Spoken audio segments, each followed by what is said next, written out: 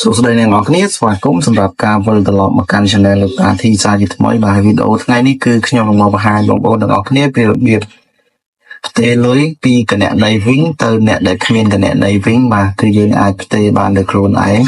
យើងមិនចាំបាច់ទៅកន្លែងវិញដើម្បីផ្ញើទៅគេទៀតទេឲ្យតែយើងមានគណនីវិញហើយគណនីវិញយើងមានលុយគឺយើងអាចផ្ញើទៅកាន់បងប្អូនយើងដែលអត់មានគាត់អត់មានប្រើគណនីវិញអញ្ចឹងយើងអាចផ្ញើបានអូខេអញ្ចឹងដើម្បីផ្ញើយើងបើកមកកម្មវិធីវិញរបស់យើងមកបាទអូខេបើកមកអញ្ចឹងមកបន្ទាប់មកបងប្អូនចុចពាក្យផ្ទេរប្រាក់ក្នុងស្រុកហើយ scan មុខមួយសិនអូខេ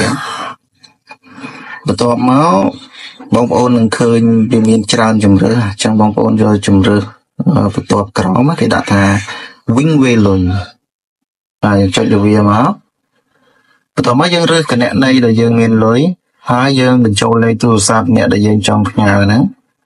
បាទយើងបញ្ចូលមកហើយយើងដាក់ខាងក្រោមនេះយើងដាក់ចំនួនទឹកប្រាក់បាទយើងដាក់ផ្ញើ$10ដាក់$10មកហើយជ្រើសរើសជ្រើសបំណងយើងអញ្ចឹងទៅណាយើងដាក់ផ្សេងទៅផ្សេងក៏ឲ្យបញ្ជាក់ទៀតឥឡូវយើងចេះតែដាក់ណា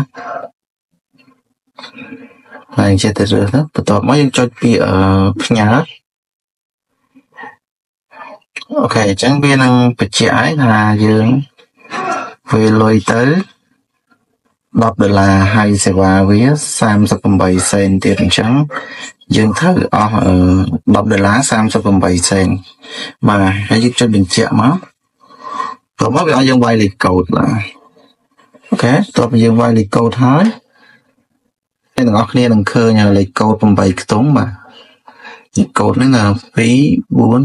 បាទយើងយកលេខកូដហ្នឹងទៅឲ្យអ្នកដែលយើងបានផ្ញើទៅគឺគាត់អាចដកបានហើយចឹងឥឡូវខ្ញុំសូមថតលេខកូដហ្នឹងទុកសិន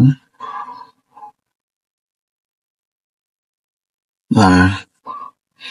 អញ្ចឹងយើងប្រាប់លេខកូដហ្នឹងឲ្យទៅគាត់ទៅគឺគាត់អាចទៅដកបាននៅគ្រប់ភ្នាក់ងារវិញទាំងអស់អញ្ចឹងមិនថាទីណាកន្លែងណាទេឲ្យតែមានភ្នាក់ងារវិញគឺគាត់អាចទៅដកបានហើយនិយាយទៅវាដូចដែលយើងទៅវិញឲ្យផ្ញើលុយទៅឲ្យគេអញ្ចឹងគឺយើងអាចទទួលបានលេខកូដបានអីអញ្ចឹងដូចគ្នាអញ្ចឹងសម្រាប់វីដេអូយើងគឺមានប៉ុណ្ណឹងឯងសង្ឃឹមថាគ្នាយើងនឹងចូលចិត្តវីដេអូមួយហ្នឹងបាទជួបខ្ញុំនៅវីដេអូក្រោយទៀតផង